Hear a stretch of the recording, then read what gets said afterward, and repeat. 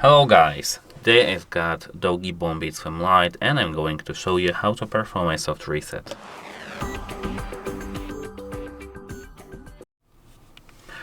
To perform a soft reset, you need to at first make sure that your headphones are turned on.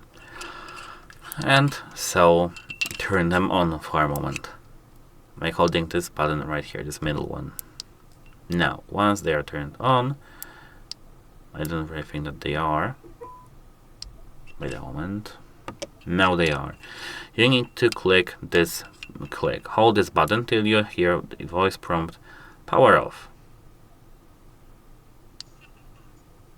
Now we've got our headphones powered off.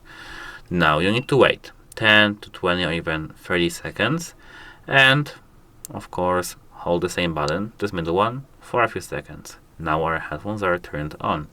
And this was a soft reset. That's it. Bye.